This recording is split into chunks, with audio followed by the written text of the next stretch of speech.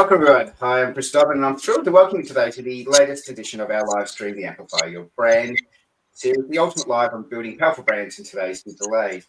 Today, along with my friend and fellow expert Sim on the screen, we have Stuart today as a special guest on our copywriting. So look forward to introducing you a little bit later. So I'm here to expertise are here to help you take your brand to the next level. So whether you're an entrepreneur, small business owner, a marketing professional, or someone who's tinkering around with a personal brand, this live stream has practical insights and strategies that will help you amplify your brand and hopefully stand out in the digital landscape. So please take notes, put what we put today into action, because by the end of this live stream, you have a clear roadmap on how to get your brand to truly resonate with some target audience you're focusing on. So please, thank you for joining today, and let's find another way to amplify your brand. And today, we're talking about the copywriting abyss, the trouble with AI copywriting. Hence why we brought in our special guest, Stuart. How are you, Stuart? I'm doing very well, Chris. How are you? Good, good. So let's just touch on this topic and focus on what you do, because I mean, if anyone's been affected by ChatGPT and the introduction of AI, it's someone like yourself with copywriting. So how have you found the last 12 months with the introduction? Well, yeah, that's right. It's what I found is that a lot of people who are looking for the low-level copywriting, they've disappeared. There still is a market for people who want the high level, like the actually good content and the ones with a human related thing. Because people think that they can just get a robot to write better than they could, which is probably true, but it's not better than somebody who can actually put words together, their profession. Sorry if that sounded arrogant. Yeah, for no, sure. it doesn't. Yeah. Go, Chris. No, I was going to hop on to that same topic there, Stuart, because it is a fact that grammatically some copywriting done by AI is actually more accurate and more correct than most people's copywriting skills. However, the brand underlying theme, the tying into the audience that is following that brand is where things start getting blurry, is it not? Yeah, that's right. I mean, yeah, you're right that AI does have really good grammar, as in it follows the grammatical rules. The thing is that humans don't, and it's better for it. I quite often start a new paragraph with a joining word. I might add on to the last thought with an and, or and this and this. Humans talk like that, so a human reader will relate better to that.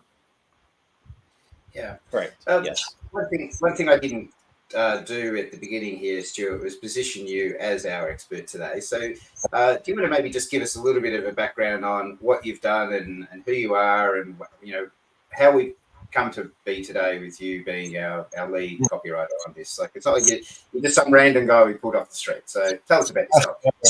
Yeah, that's right. Yeah. Well, I mean, I studied advertising way back in the 90s. And then up to masters in screenwriting, and then some work in communications and even games design, and interactive narratives and all that sort of thing. So I know how to put together a story, and how to put together good words. Now you and I have worked together on a few things. We've, there's some heavy branding has come in, and so you got me on board with. There was a builder at some point, and where they were trying to create a new brand, and so they wanted to flesh out what that brand was, and that's where we worked well together to flesh that out and actually give that brand a direction. That's right. Yeah. So hopefully for everyone out there that's wondering why we're talking with Stuart today, it's because we have worked on projects together, and we also have found this is something we've come across even with our own clients, where we've had to work through this process of then going, yes, ChatGPT is there, and it's something that we can use as a tool, but there are intricate things that you notice straight away the moment you bring in a human into the conversation. That there's personality, tone, and you can put these things into ChatGPT, but most of our clients don't know who the trick to do this. So what gets butt back is, a very scripted bunch of words that sound correct, as we touched on earlier, but they don't have the tone, the personality, the flavor, the special sauce that you bring. And as a human, you kind of look at. Yeah, well, that's right. Yeah, and it does regurgitate words. It's not original, so it actually all the chatbot will do is scour the internet for what other people are saying. And there's not originality in that, and there's quite often no thought in it. So it all ends up just being just a bit bland. Well, quite a lot bland, really.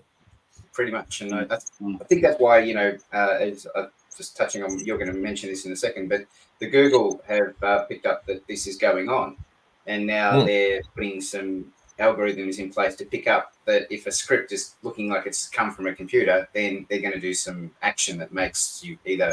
I guess, do you want to talk to that? What you've sort of highlighted from Google? Oh, you mean about for the news of the week? Yeah. Yeah. Well, it looks like Google has finally done what it was looking to do last year, which is they are trimming out any of not all of it, but quite a lot of the AI generated content, starting with the one that was just generated with keywords, SEO words thrown in so that the search bots will find it, because that's really exploiting the system. You've got an automatic system with where this bit of writing will connect with the search engine and it will collect a lot of clicks. Well, you can see how that would be exploitative. So the way Google is clamping on this AI excessive use is really going after their own tools, because what the compiler does is it scours the internet for information and follows a structured approach around search terms and keywords. And therefore, the structure that it spits out that is used and put back online is very easy to spot because of these patterns, because of these templated pieces of content. And therefore, it's quite easily for the machine to catch itself in all its instances at a global level, obviously, because it's automatized and systemized at the internet level. It should be very quick and very easy to find for Google to chase these pieces, right? Is that something like what's happening? Yeah, that's right. And it is trying to. It's kind of like remember the days way back in the day when people used to write websites and they used to put the same word repeated over and over in the background to fool the robots. Yes.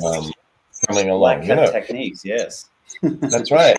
So this is exactly that. This is a black hat technique that is trying to capture the Google searches, where it's an unsavory practice. Yeah. All right. Well, let's get into today's presentation, and let's talk about the copywriting abyss. And obviously, we started on topics of the trouble with AI copywriting, but we're doing this because this is what we're highlighting: that if you don't go about copywriting the right way, with our P8 program in place, it starts to highlight where AI starts to fail, because it doesn't come through these P8 program that we're talking about, where by achieving these P8s that we've got in front of you, you will deliver a brand on brand, where using AI and not having an impact, the AI impact on your writing game can be pretty obvious with what we talked about. And I said, Sim, do you want to talk to this little thing on the screen that you've put together for us? Well, we've got on the left-hand side, we've got your traditional copywriter who will be collecting information and analyzing that data and outputting it in a way that makes sense to a brand's goal.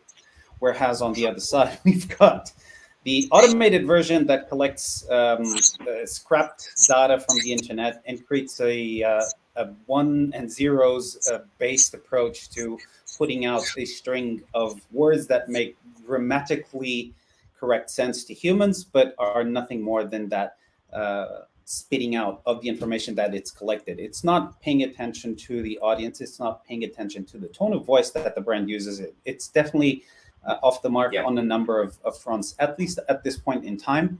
But this is where we as humans have an input on making AI actually work for us and systemize. So like every major innovation and piece of technology that comes out, uh, when in agriculture donkeys and bulls got replaced by tractors, we still have to drive the tractor. We still have to maintain it. We need to know how to drive it. Otherwise, we're plowing through the fields and the house and the home and the kids and everything else.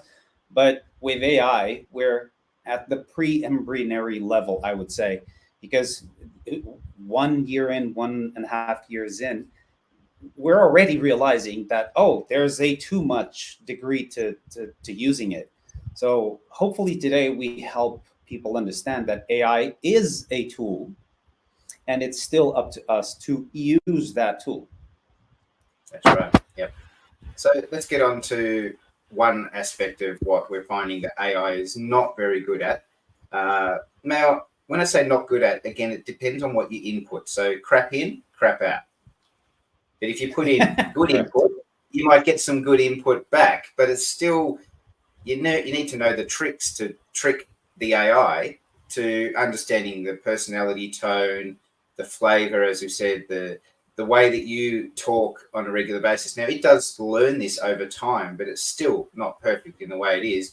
Again, for the crap in, crap out analogy of the fact, if you're putting a lot of stuff in that's wrong and not really who you are, you're probably going to get a lot more back of who you aren't down the road. And I've discovered this with a whole bunch of things I do, because I'm working on a bunch of projects. And when I tinker with it for ideas and things like that, I find that it's sort of confusing other projects with the current project that I'm working on. And I have to quickly look at it and go, hang on, it's actually from that client's personality tone or feel, not from this client. I've got to kind of remove it and actually do human interaction. So it hasn't helped. Yeah. I just put you on mute there, Stuart, but I'll bring you back in.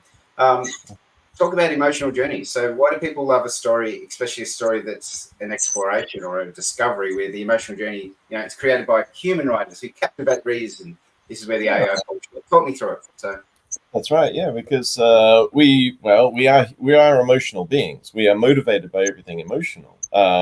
Mere information just hits the neocortex and bounces off. It doesn't actually provide any motivation or even any interest, really. I mean, unless you're fascinated by the topic in the first place.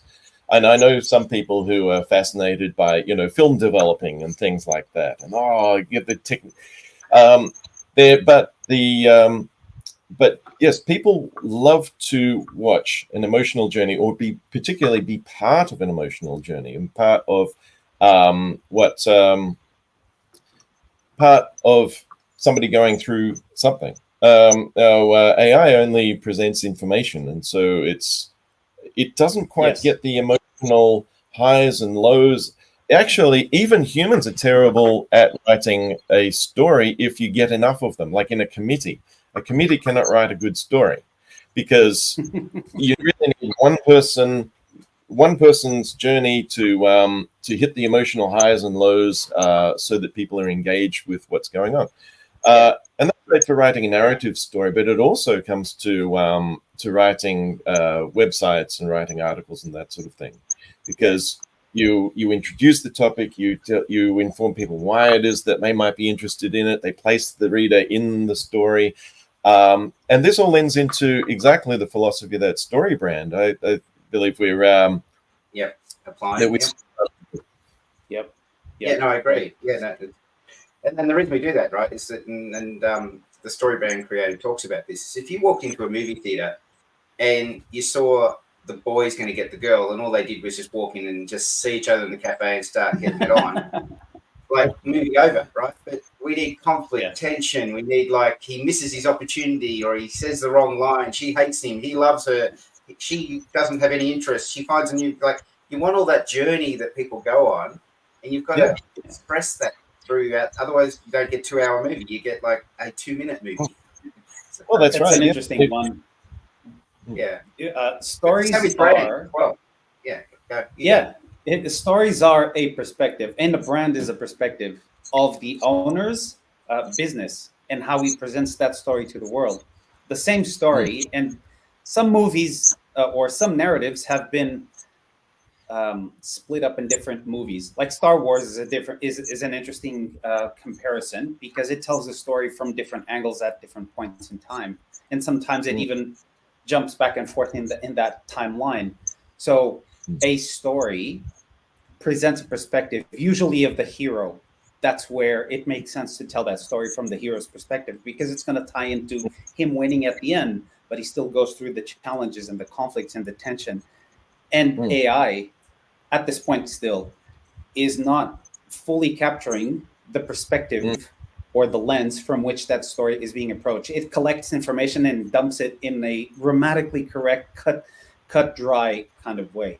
Whereas a copywriter actually will tell how that came to be, why, what obstacles it found along the way. Is this something like a good copywriting process looks like?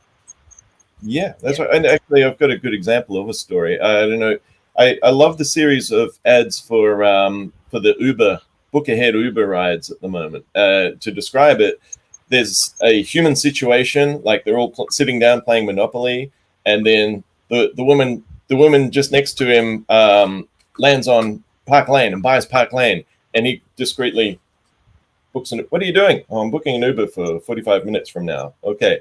45 minutes later, she's like, yes, give me all your money. Yes. And he's off. Very human story. And it shows the benefits of this, and it places you in that position, because we've all been there with somebody who's gone nuts over winning Monopoly or something. It's a story, and it's a story about a brand. What's the benefit for you? And it's entertaining. It's got all of the emotional highs and lows. It's great. Yeah, exactly. Yeah. But I mean, the thing here is there a structure to that, and AI can learn that. But it's still what we were talking about earlier about with branding. Branding is based on an emotional journey. When we all buy into a brand's perspective because we want to go with them wherever they're going, because we believe what they're doing either is good for the world, for me, for them, for the culture, whatever it is. You believe in what they're trying to achieve is something you want to be part of. And that's why you buy into it. Where if you just copy and paste something that was written 10 years ago and repurpose it for today, the relevancy of that is going to be easily spotted. And I think that's some of the reasons why, if you're using the free version of ChatGPT, you're still stuck in 2021, you know, so you're not learning what happened after then. So anyway, let's get on to the next slide that we've got to bring up on the screen. And we've talked about emotional journey. Let's talk about, well, we have touched on this, the flawed humanity. So humans love to read flawed humans because, well, we're flawed ourselves. A human touch adds relatability, authenticity, and intrigue, unlike the flawless, confident output of an AI. And let's talk about that last little bit there, the confident output of an AI, because it's predicting. Yeah, well, that's right. It's not only predicting, but it's quite often it doesn't let you know if it's got it wrong, or it doesn't express any doubt. And yet, so much of the information that it presents actually is completely false, because it just picked it up on the internet, and the internet all sorts of false information. And yet it'll present it to you and go, this is 100% absolutely the truth. Now, we hate humans who do this. Humans who are so very confident that you can't even say anything to them. We don't relate to them either. So here's this robot saying, confident, absolutely, it's this, and no questions asked. Well, we all talk about this, right? We say Google it, right? But then we also say question it, because just because it's on the internet doesn't mean it's real. And there has been a really famous early on adaptation of this where a lawyer went to Google, Chat GPT, typed in something. The Chat GPT made fictional cases or mixed up the thing. And the lawyer used that as its case to win a case. And the judge was smart enough to do his own research after he read what he said. Just let's have a session. Went out, checked the data, came back and said, false. You are arguing something that does not exist. You know? And unfortunately, that lawyer lost his whatever it is, the license, and lost the case and the whole thing. So it was pretty horrific for that lawyer. But you'd think if you're in the law, you would use your common sense to say, let's check that up. Just don't trust the output of the computer. Well, that's right. And we're also seeing that in academia, where nowadays, I mean, it turns out that quite a lot of the academic papers that are coming out are false, not able to be replicated. They reckon as much as half can't be replicated. And some have said that around about 5 to 7% are just straight up plagiarized or just pulled out of the blue. Now, with all of that going on, will read those. ChatGPT will read those and present to you the false information that was never checked in the first place. And of course, then people just put it up there and don't check it. They take AI's word, and false information being spread all over the place. Yeah, no. Yeah. And I think that's what you need to take everything with a grain of salt. And that's why we're saying use ChatGPT as a good starting point. Like, you know, maybe use it as an idea generator, a place to get some flow going. But then that's where, you know, like I think even for yourself, Stuart, if a client came to you with some ChatGPT output, you'd appreciate that in some way, because you go, okay, well, I'll have a look at it and explore where you've taken that. And then you can put your magic over the top of it. But it's not a blank page, right? So, because sometimes a blank page can be harder than having something existing to play with. But absolutely, but having something laid out as if it's 100% true then leads you into, well, now you've got to do two processes. One is nullifying what you've just read, and the next is to come up with something better. So sometimes it comes even harder. Sometimes it's pretty obvious to see. I had a client last year who presented me with this ChatGPT output, and it said that I want my clients to soar like a phoenix. Hey, Chat, phoenixes are known for self-combusting and bursting into flames. Is that what you really is that the message you want to send? Is like, I will help my clients to burst into flames. I'm not sure that you've got that. Great example. Exactly. So, but the other thing is that what humans want to see is a little bit of play or some vulnerability, or maybe even a little bit of doubt. When they're reading a piece of writing, they're quite often listening out for the thinking that's going on the part of the writer. The writer's thinking this, thinking that, and that's what's captivating us. We're going, oh, I can see what they're thinking. I can see that they're thinking this. There's all of this subtext going on just with the choice of words that you're having.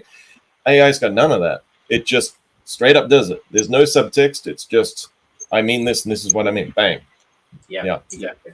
All right, so let's move on to the next topic about engagement through conversation. So humans are like, which is just building on what you just touched on there. So humans are like to feel they are part of the conversation. So learning how skilled writers anticipate readers' reactions, create interactive and engaging experience is something that AI simply can't replicate well. So let's talk through that. This us again. So engagement is a two-way conversation. It's something that, you know, I said something, you learn from it. I say something, you react to it. That's now, right. Yeah. As humans, and Sim and I've had many a conversation where we've talked about something and we actually realized that we're talking about different things, but because they were in the same conversation, we kind of crossed paths, but then eventually we got on the same pathway. With a computer, if you have that happen, it can be catastrophic if you start copying and pasting it and just putting it into your document, as I touched on earlier. Well, that's right, yeah, and because a good piece of writing will anticipate how you will feel, or how the reader will feel having read this line, and then I'll write the next line in anticipation of how you felt in the last line, and then I'll write the next line based on what you might feel because of all of that. Now, humans can do that because they can think, well, they've heard this, so they'll probably think that. They'll heard that, they'll probably feel that. And that's where, on the part of the reader, it feels as if they're having a conversation with the writer who may have written it 5 months ago. Yeah, so that's right. So, Sim, your thoughts on this one with the engagement through conversation? I think it goes back to what we're having right now is an interesting interaction. Try making a machine replicate this, or AI replicate this. It wouldn't come up with the dialogue itself. It wouldn't. The very inflections and the hesitances and in my voice and the spaces that we give out in this conversation is proof that we communicate at a different level. And even though machine is catching up with a lot of the patterns, it's missing that human veracity and authenticity. Point number two. And I think there may be evolution in the future to come, but there's also a lot of leveraging that in the realm of branding, in the realm of marketing, and what we want to exploit with copyright work as it pertains to our businesses. That's also going to free up a lot of space and a lot of time for business owners to take advantage of it. Right now, it's early days. I think it's early days, and yes, it's a help for some. But Stuart is the perfect example of how you can simply press button and get something that is true to different brands. Because if three businesses in the same space hire Stuart to do a job, he's not going to say the same things about each one of those brands, and he's not going to communicate in the same way. And they might even try to sell the same product, but the audiences are slightly different. There's going to be variances in how the message is built and conveyed, and even and even in the platforms they're distributed on. So all of these things are still nuances that AI is is a ways to achieve. Yeah, and one of the things that I'm finding with inputting into ChatGPT, and this is again with clients that I've worked with, is that they don't know how to write the prompts to put in either the brand name even of their own company, and they don't know how to say, I want this to be written for a blog in a joyful, happy tone that resonates with, I don't know, people over 65. Now, it might have a crack at it, but it's definitely not going to come back with what I know. If I've said the same brief to Stuart, you're going to go out there and you're going to look at what 65-year-olds are currently doing, what their interests are, and how they're maybe going to react to something that's put in front of them to get a response. And I'll just take mute off you there, Stuart. Just give us a sec. There you go. Go for it. Another good point, which is that if you plug into it, present this joyfully, write this joyfully, and that's the only mood that you've got throughout the whole piece, then people are going to get really, really dulled out because it's the same emotion all the way through. It's like if you watch an action film and it's all action all the time, you get bored of it because it never slows down. It never has takes a breath. It never what you really need.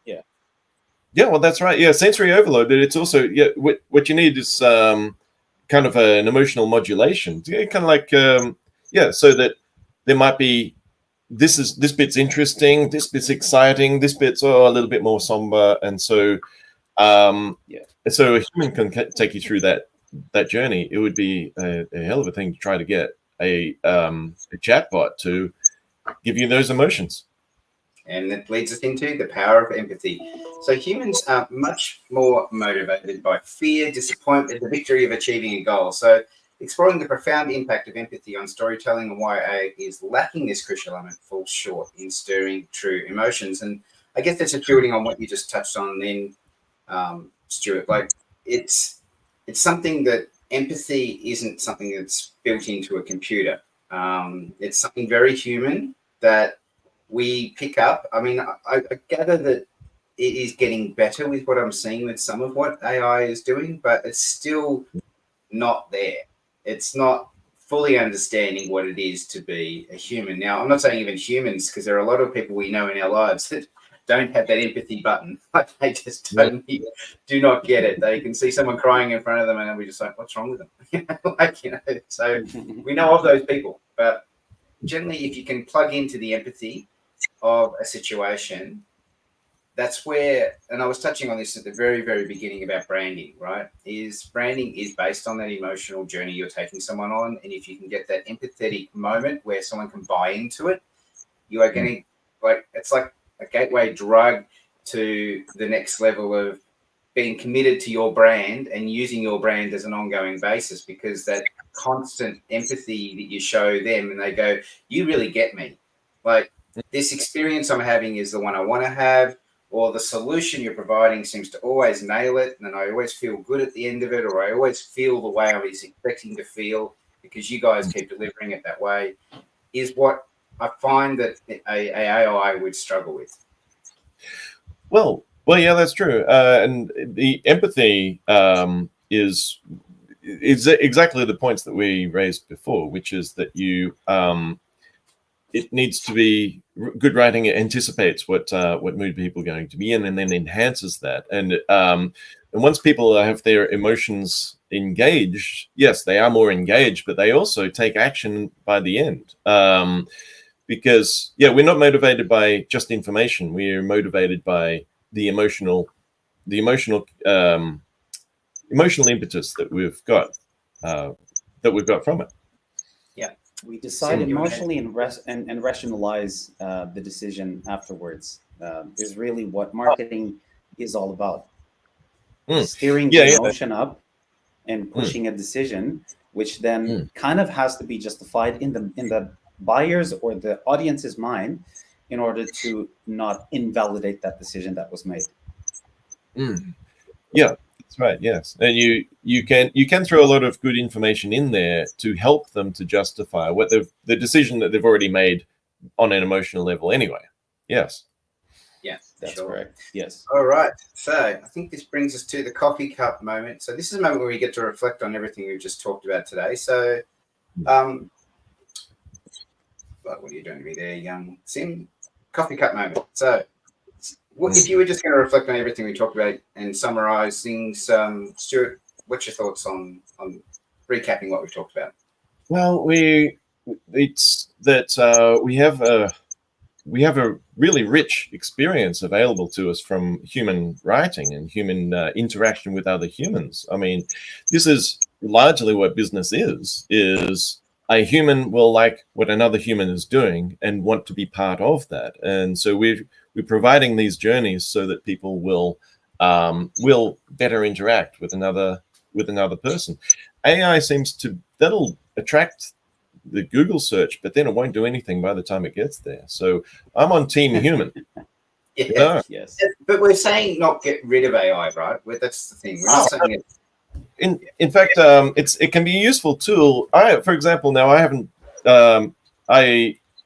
Here's a plan that if I want to write an essay, if I want to get over the blank page and write something, then what people should do would be you get it to ask you questions, and then you answer them so that you are answering it from a very human point of view, because then you get all the prompts, but it doesn't spell out what you should say. So you are then having a conversation with an inquisitive person who wants to learn more about your business. That's exactly what you want. So if you're going to chat anything, ask questions. Get it to ask you questions. Yeah. And Sim? I was going to ask, I think AI is here as a tool, and I take this back to always the rule, not the tool. So let's learn the rules, because the tool is only that. Stuart corrected my analogy early on while we were off camera. If all you have is a hammer, everything will look like a nail around you. And copywriting is more than just the tool that accelerates the entire process of writing something. Copywriting is actually a lot of marketing work, a lot of research and understanding the audience that you're serving so that you can actually help them get what you are able to help them with. AI still has a developing in a way to go. So that's my takeaway. But I want to ask if Stuart has already found a way for AI to help humans more and help systemize as it pertains to writing, because it's been doing that with photography, it's been doing that with visuals at some level, but we find the same things that don't apply to copywriting. I find them to be true in some capacity to visuals. I find them to be true in some capacity to photography. There's always a perspective that humans have that is inherent to being ourselves, to having our character, to being our personality, and embedding that into the output work we produce. Machines don't do that. Machines collate, and spit out. That's the part that I'm still trying to make work to our advantage. But Stuart, your words, do you see a way for AI to evolve into that can actually be very useful for us? Well, I just outlined then where if you get it to ask you questions. Now, I've heard that there's a version which will not just look at the internet itself for its sources, but will look at academic papers. Now, that would be very useful because in order to get something useful out of, say, a dozen research papers, then that could be months of that could be a month of work. But if you can get a robot to go off and pick out the relevant pieces from that and then present you with it and say, look, I found this and this and this, and then it can ask you a prompt question. So and that's really good. Anything which is prompting you to have a good conversation with something, or to think about it, to think about what you're doing, is a good thing. We're not using that. We're actually using it at the moment to stop thinking. Oh, I'll just push this button. There you go. Yes. My thing is done. People try to avoid the hard work as much as possible, and they're seeing AI as a tool to do it. If they can do the opposite and say, I want AI to challenge me, or maybe it can come up with a different question for you every morning about your own business. And it's like, well, what about your business? Then it can lead to some really good prompts so that you can think about your business and your brand. Yeah. I really like that. Let's wrap up today's session. I think we've done a fantastic job of just sort of overviewing the impact AI is having on the copywriting world. But we do highly encourage everyone out there, if you are still not sure about ChatGPT and where it fits into copywriting in your world, reach out to us. We'd love to have a chat with you and discuss that. I'm sure Stuart would love a robust conversation about your current branding and how it's working with AI, and him being a human and what he may be able to do for you. So reach out to us. We'd love to hear your thoughts on today's session and copywriting. We're always open to an opinion on this. And let us know where you're at, where you've been, what you thought was useful for you today. If you actually get some success from any of the tips and tricks that we brought to you, we'd love to know about it. Stuart, thank you again for your time today. We do appreciate it. I'll give you one last moment. How do we find you? What do we do to reach out to you if we want to have a chat with you? Well, anybody listening could probably just go through Chris and ask him who's that guy. I mean, he looks good in a suit. Let's get him on board. Otherwise, my agency, I'm a freelancer, and I write for Pitch Black Studio. If you want to, it's Stuart with a U, Stuart at pitchblackstudio.net, and you can contact me there. Fantastic. All right. And Sim, thank you again for joining me as always. It's been another fantastic session, and this is our first guest appearance on the live stream Amplify Your Brand. So thank you for your time and being the guinea pig with us, Stuart. So look forward to future conversations, as this AI thing I don't think is going away. Yeah, cool. All right. Thanks, everyone, and look forward to chatting with you next week. And I think next week, Sim, do we have another special guest? Are we doubling up? We might just bring in.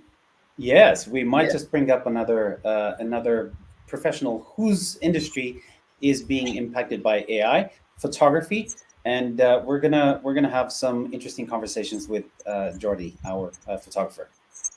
Fantastic. All right. So thanks again, everyone. Look forward to talking to you next week, and let's find another way to amplify your brand. Thank you for your time today. See ya.